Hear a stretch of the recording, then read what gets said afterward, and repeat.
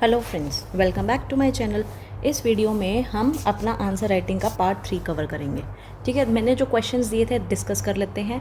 मैं community post पे अपने क्वेश्चंस डालती हूँ। ठीक है, अब पहला क्वेश्चन उसमें मैंने डाला था डिफाइन फ्री कंसेंट। अब देखो, हम इसमें सिर्फ आंसर्स डिस्कस करेंगे, डिटेल में हम नहीं जाएंगे। पर्पज़ क्या है? ताकि आप अपने क्वेश्चंस को सेल्फ चेक कर सको और प्रैक्टिस कर सको। ठीक है, बस तुम्हें करना क्या है, सिर्फ और सिर्फ लिखना है। जितना हो सके उस चीज़ को लिखो। अगर नहीं आता क्वेश्चन तो कोई बात नहीं, आंसर लर्न करके लिखो, बट लिखना है। ठीक है, फ्री कंसेंट में क्या आ जाएगा? अब ऐसा नहीं है इसमें तुम्हें कंसेंट बताने की ज़रूरत है, फिर तुम फ्री कंसेंट बताओगे। क्वेश्चन पर बने रहो, जो क्वेश्चन में पूछा है डायरेक्ट उसका आंसर ही देना है। तो फ्री कंसेंट सेक्शन 14 को डिफाइन कर दो। प्लस इसके साथ इतने न्यूमरस एग्जाम्पल है, कोई भी एग्जाम्पल लिख दो। कैसे एग्जाम्पल्स हैं? इन पांचों, जो चारों पांचों सेक्शंस हमें दे रखे हैं, इनमें से कोई भी दो एक एग्जाम्पल्स लिख सकते हो। ठीक है, अगला क्वेश्चन मेरा किसके रिगार्डिंग था? To convert proposal into promise how acceptance is expressed. क्या बोल रहा है? प्रपोजल को प्रॉमिस में कन्वर्ट करने के लिए एक्सेप्टेंस कैसे एक्सप्रेस करोगे? तो ये क्या बताता है? सेक्शन 7 बताता है। सेक्शन 7 पूरा डिफाइन कर दोगे। क्या कुछ है कि एब्सोल्यूट होना चाहिए, अनक्वालिफाइड होना चाहिए।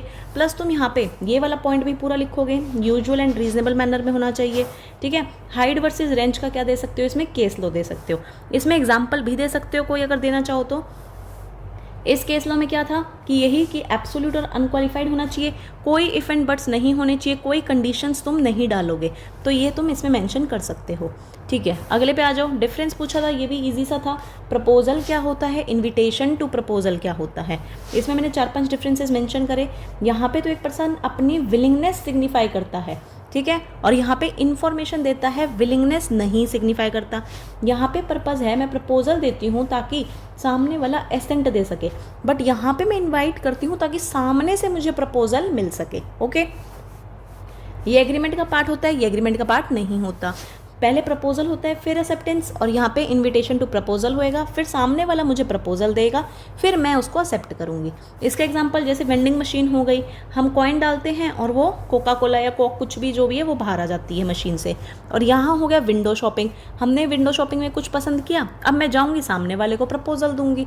ठीक है, आ जाओ आगे। फिर है फ्रॉड और मिसरिप्रेजेंटेशन। फ्रॉड और मिसरिप्रेजेंटेशन, यहाँ पे तुम सेक्शन नंबर भी मेंशन कर सकते हो कि सेक्शन 17 में दे रखा है, सेक्शन 18 में, बट पहले भी मैंने ये बताया था कि कोशिश करो तुम ब्रैकेट में ही यहीं पर मेंशन कर दो। रीज़न बीइंग, अगर तुम यहाँ पे अलग से लिखोगे डिफाइंड अंडर सेक्शन 17, ये ठीक है पॉइंट बनता है, बट इतने पॉइंट्स ग्रैब नहीं करेगा, इसलिए तुम इनको पहले ही ब्रैकेट में लिख दो। चलो, यहाँ पे पार्टीज का मेलाफाइड इंटेंशन होता है या नहीं होता है। अगर फ्रॉड हुआ, एग्रीड पार्टी सिर्फ उसको वर्डेबल ही नहीं बल्कि डैमेजेस भी क्लेम करवा सकती है, पर यहाँ पे डैमेजेस क्लेम नहीं करवा सकती, सिर्फ वर्डेबल डिक्लेयर करवा सकती है। ओके, ये पनिशेबल है न्यू लॉज में, ये इसका कोई एक्सप्रेस प्रोविजन नहीं है। प्लस इन दोनों के एग्जांपल्स लिख दो। इसमें भी बहुत सारे एग्जांपल्स हैं, हमारे बेयर एक्ट में ही एग्जांपल्स दे रखे हैं। तो ये थे हमारे क्वेश्चंस के तीनों के आंसर्स। तो अपने अपने टैली कर लेना, क्या कुछ सही हुए हैं, क्या कुछ गलत हुए हैं। बस मैं अभी भी ये बोल रही हूँ, कोशिश करो अगर क्वेश्चन नहीं भी आ रहा, सिर्फ पहले क्वेश्चन देखो, अगर आंसर नहीं मिल रहा तो मेरे वाले से मैच कर लो, मेरे वाले से लर्न कर लो, फिर उसको लिखो। ऐसे मत करना नहीं हम तो चलो पढ़ लेते हैं, वीडियो सुन लेते हैं। नहीं, तुम अपने हाथ से लिखो। एक दिन आलस आएगा, 2 दिन आएगा, तीसरे दिन तुम्हें खुद मन करेगा भाई 1 पेज से तो मेरे को ज़्यादा लिखना ही पड़ेगा, क्योंकि हमें आंसर राइटिंग ऐसे ही प्रैक्टिस होएगी, वरना नहीं होगी। ठीक है, तो कल के क्वेश्चंस कल की क्लास में डिस्कस करेंगे। Thank you for watching.